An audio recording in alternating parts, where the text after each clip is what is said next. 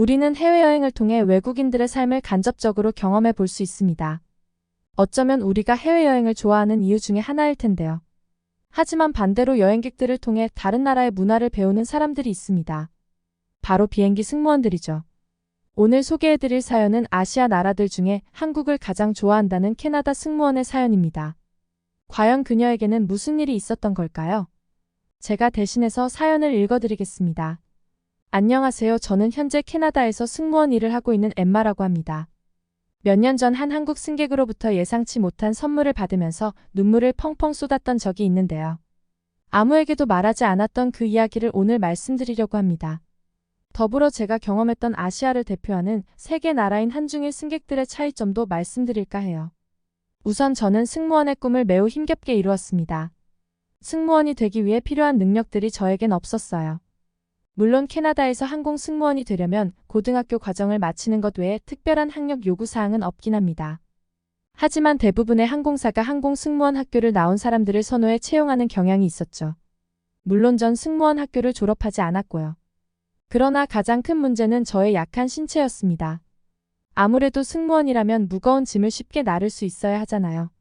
장시간 비행도 견뎌야 하고요. 그런데 전 어릴 때부터 몸이 약한 편에 속했기 때문에 승무원이 되기엔 선천적으로 불리한 부분이 있었어요. 그래서 이 부분 때문에 번번이 퇴짜를 맞았죠. 그러나 악착같이 기초 체력을 늘리고 운동을 했습니다. 그렇게 포기하지 않고 최선을 다한 결과 결국 전 작은 항공사의 승무원으로 들어가게 되었어요. 드디어 제 오랜 꿈을 이룬 것이죠. 합격 전화를 받았을 때 그 기분은 말로 표현할 수가 없었어요.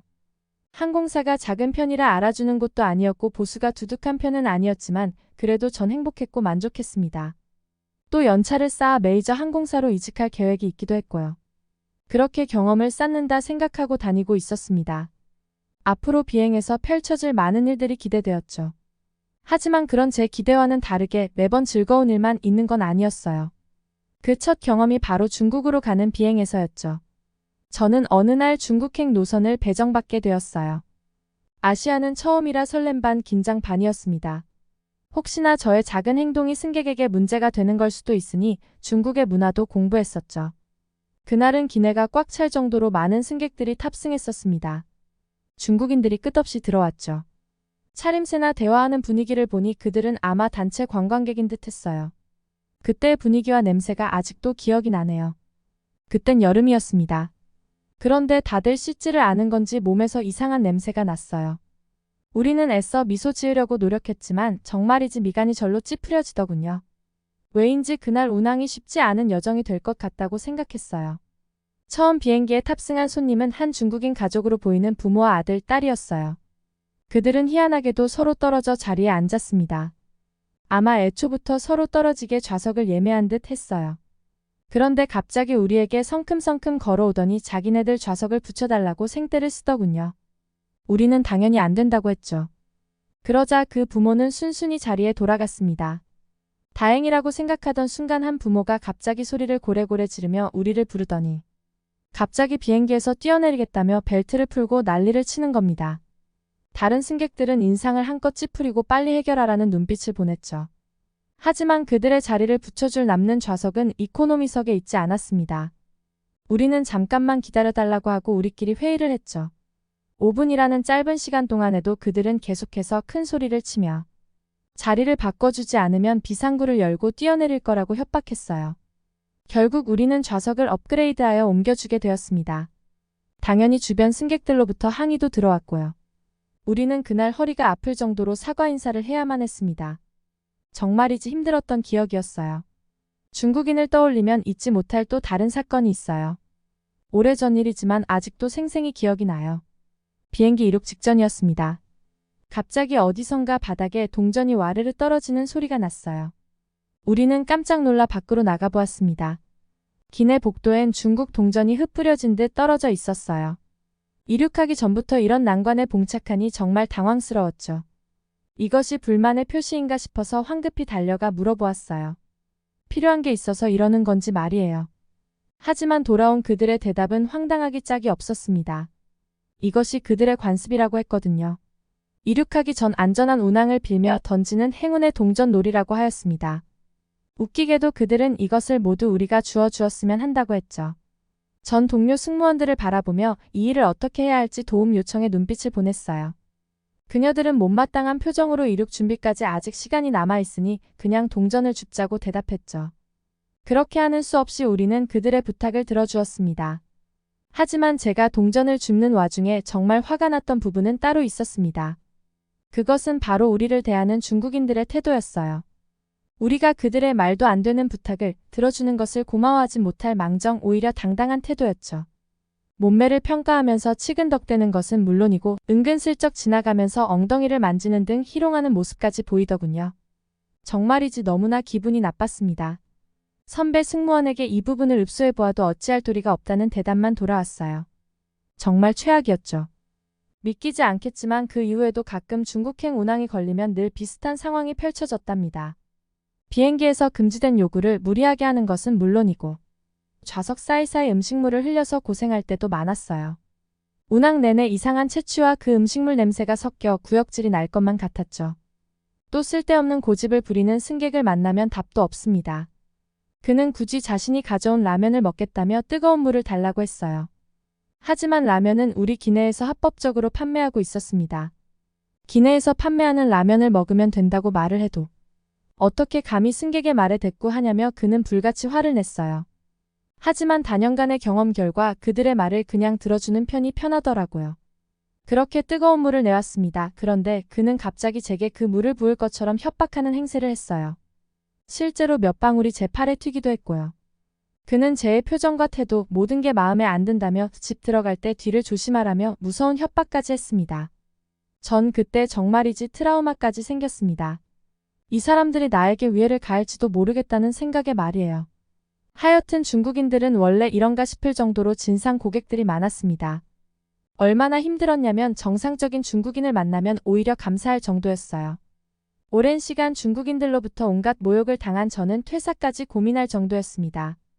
하지만 힘겹게 이룬 꿈을 그렇게 그만둘 수는 없는 처지였죠. 그렇게 고민하던 중 저는 회사에 요청을 했습니다.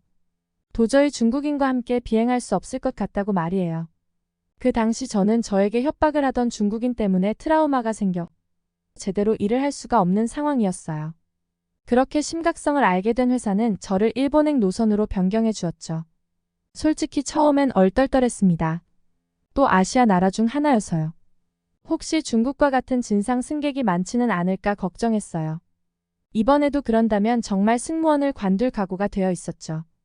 하지만 신기하게도 운항 중에 전혀 그런 일이 발생하지 않았습니다. 일본인들은 냄새 나는 사람도 전혀 없었고 심지어 모두 친절하기까지 했어요. 보딩할 때 승무원들을 바라보며 웃어주는 사람은 처음이었죠. 일본 사람들은 중국인들과 전혀 다르구나 싶었어요. 착륙 이후 빠져나가는 승객분들께 불만족스러웠던 건 없는지 물어보았는데 전혀 없다며 손사래를 치더군요.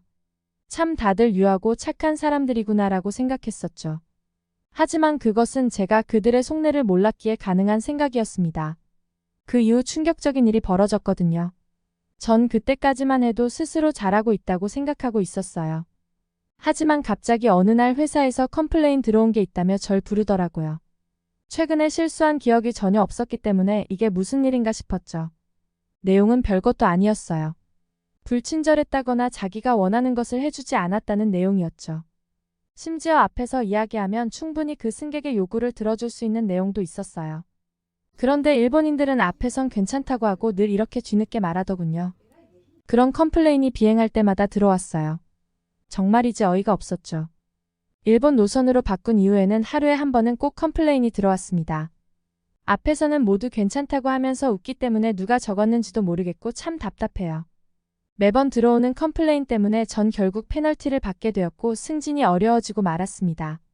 차라리 지상직으로 옮겨야 하나 고민하던 중 우연히 타 항공사로 이직할 기회가 생겼어요. 메이저 항공사는 아니었지만 새로운 항공사에서 새 꿈을 펼쳐보고자 전 이직하게 되었죠. 처음 배정된 곳은 한국행이었습니다. 솔직하게 말하자면 이제는 아시아가 아닌 다른 곳으로 가고 싶었어요. 하지만 일본어와 중국어를 조금 할 줄 아는 탓에 아시아 쪽에 배정이 난 듯했죠.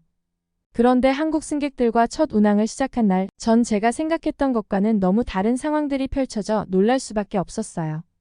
일단 한국인들은 우선 비행기를 타면 자기들이 직접 알아서 짐도 올리고 특별히 설명하지 않아도 알아서 질서정연하게 줄을 서더라고요. 특히 중국인들은 비행기 이착륙 당시 통제를 어기고 자꾸만 일어서려고 해서 난감했는데 한국인들은 언제나 요구를 잘 따라주었어요. 또 신기한 게 다들 짝이라도 한 것처럼 착륙한 후에는 뒷정리를 해주고 나가는데 덕분에 매번 정리하는 게 쉬웠습니다. 우리가 일을 하기에 너무 편했죠. 이전엔 승객들에게 억지로 미소를 보여왔는데 한국인들에게만큼은 진심이 담긴 웃음이 나오더라고요. 그러던 중 저는 잊지 못할 한 한국 승객을 만나게 된 날이 있었습니다.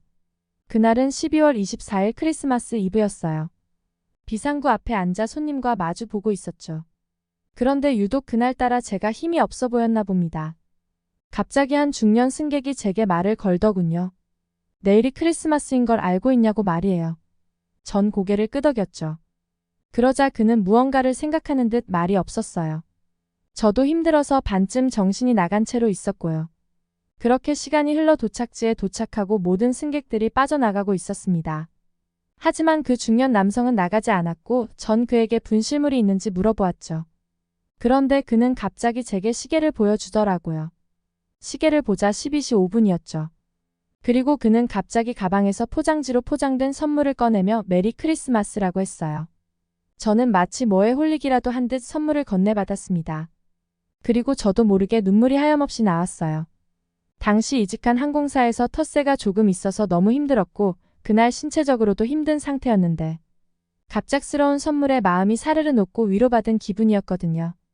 그 중년 남성은 자신이 저에게 사심이 있는 게 아니라 자기가 제 또래의 딸이 있는데 자기 딸도 승무원이라면서 자기 딸 생각이 나서 준다고 하더라고요. 그리고 그는 고맙다는 인사를 하기도 전에 황급히 가버리고 말았습니다. 전 눈물이 앞을 가려서 떠나는 승객을 붙잡지도 못하고 그냥 보냈는데 다시 한번 만나게 된다면 멋진 선물을 드리고 싶어요. 그때 그 한국인에게 많은 감사함을 느끼고 있답니다. 전 승진도 하고 한국인들과 늘 멋진 비행을 하고 있어요. 혹시 그가 이 글을 볼지는 모르겠지만 만일 나중에 우연처럼 만나게 된다면 근사한 식사를 대접하고 싶네요. 어떻게 보셨나요? 사소한 부분에서도 다정함을 느낄 수 있는 것이 바로 우리 한국인들의 특성인데요. 예전 직장에서 있었던 안 좋은 기억들 때문에 오히려 한국인들의 정이 더욱더 고맙게 느껴졌던 것 같습니다. 해외여행을 가게 된다면 우리 모두가 자기 나라 홍보대사라는 사실을 꼭 기억하셨으면 좋겠어요. 지금까지 한국인과 사랑에 빠진 캐나다 승무원 엠마의 이야기였습니다. 재미있게 보셨나요? 구독과 공유 눌러주시면 영상 제작에 큰 힘이 됩니다. 댓글 남겨주시면 더욱 더 좋은 영상으로 찾아뵙겠습니다. 끝까지 시청해주셔서 감사합니다.